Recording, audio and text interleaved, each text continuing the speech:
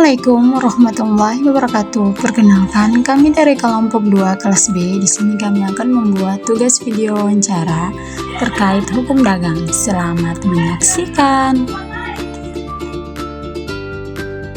Ya, selamat siang kakak. Kami dari Prodi PPKN Angkatan 2023 kelas B. Kami izin kesediaan kakak untuk diwawancarai.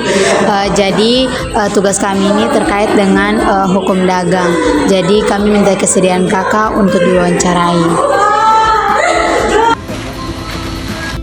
Ya baik, kakak di sini saya mau bertanya, sudah berapa lama kakak mendirikan usaha ini? Apa yang menjadi alasan utama kakak mendirikan usaha ini?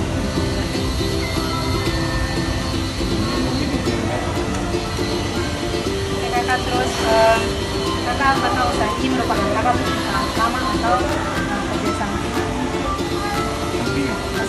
Jadi pekerjaan kalau boleh tahu pekerjaan atau mungkin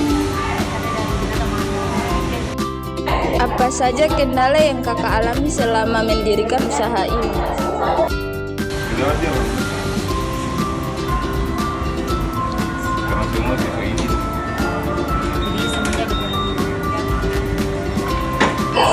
Bagaimana cara kakak dalam mengatasi terjadinya masalah di usaha kakak?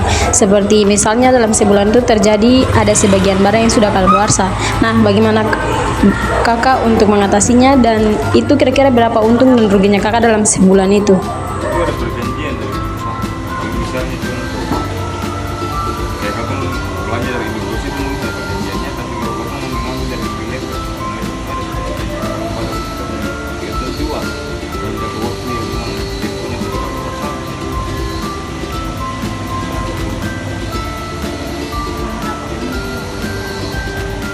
Yang rugi itu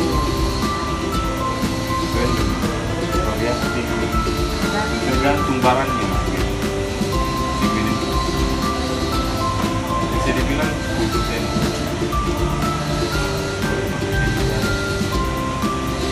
Masih baru kan ini. ya kakak punya beberapa pertanyaan.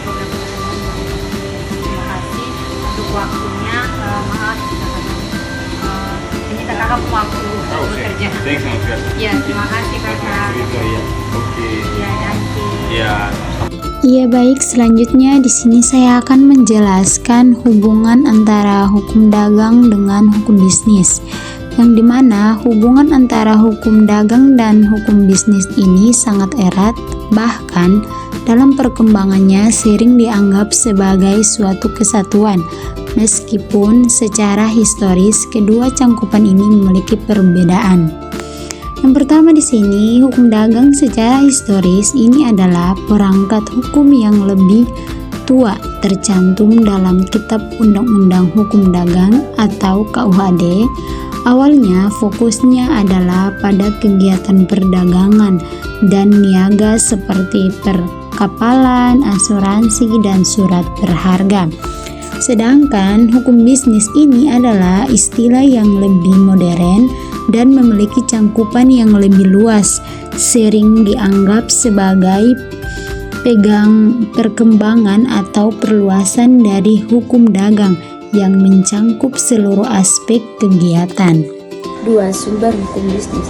Sumber hukum bisnis adalah dasar terbentuknya hukum bisnis yang meliputi berbagai aspek seperti perundang-undangan, perjanjian, traktat, jurisprudensi, kebiasaan, dan doktrin ahli hukum. Yang pertama, perundang-undangan. Perundang-undangan merupakan dasar utama hukum bisnis di Indonesia, termasuk Kitab Undang-Undang Hukum Perdata atau KUH Perdata, Kitab Undang-Undang Hukum Dagang atau KUHD, dan peraturan perundangan lainnya seperti Undang-Undang Perseroan Terbatas dan Undang-Undang Pasar Modal. Yang kedua, kontrak perusahaan. Kontrak perusahaan merupakan perjanjian yang dibuat oleh para pihak yang terlibat dalam bisnis.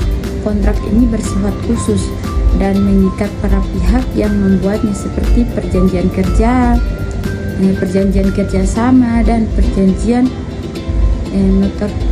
nota kesepakatan tentang lembaga pembiayaan.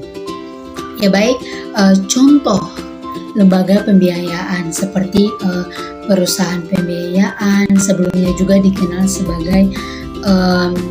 juga sebagai multi finance yang meliputi yang pertama sewa guna usaha atau yang dikenal sebagai leasing, yang berikut yaitu yang kedua anjak piutang atau factoring, yang ketiga yaitu pembiayaan konsumen atau yang disebut juga sebagai consumer finance. Jadi meskipun sudah ada hal-hal seperti ini, kartu kredit, meskipun sudah banyak yang dikeluarkan oleh bank, juga ada perusahaan pembiayaan yang fokus pada hal ini. Jadi perusahaan modal ventura atau ventura kapital, penyediaan pembiayaan dalam bentuk penyertaan saham. Ada perusahaan pasangan usaha yang berisiko tinggi namun berpotensi tinggi juga. Assalamualaikum warahmatullahi wabarakatuh. Salam sejahtera untuk kita semua. Shalom. Di sini saya akan menjelaskan terkait dengan hukum investasi atau hukum penanaman modal. Hukum investasi adalah keseluruhan kaidah atau norma hukum yang mengatur segala aspek kegiatan penanaman modal, baik dari dalam negeri maupun luar negeri, dengan tujuan untuk memperoleh keuntungan ekonomi. Dasar hukum utama hukum investasi tercantum pada Undang-Undang Nomor 25 Tahun 2007 tentang penanaman modal. Menurut undang-undang tersebut, penanaman modal atau investasi adalah kegiatan menanamkan dana atau modal dalam suatu usaha di wilayah Republik Indonesia untuk menjelaskan usaha dan memperoleh keuntungan. Prinsip penting dalam undang-undang penanaman modal yakni pertama persamaan perlakuan atau equal treatment. Undang-Undang Nomor 25 Tahun 2007 menyamakan perlakuan antara penanaman modal dalam negeri atau PMDN dan penanaman modal asing atau PMA. Hak dan kewajiban penanaman modal. Penanaman modal memiliki hak untuk memperoleh kepastian hukum, perlindungan, dan informasi yang terbuka. Namun, mereka juga wajib melaksanakan tanggung jawab sosial perusahaan, menjaga lingkungan, serta mematuhi peraturan perundang-undangan. Bidang usaha terbuka dan tertutup. Pemerintah membentuk bidang usaha mana yang terbuka atau tertutup bagi penanaman modal, termasuk bidang yang terbuka dengan persyaratan tertentu, misalnya kemitraan dengan UMKM atau pembatasan kepemilikan asing. Itu saja, sekian dan terima kasih.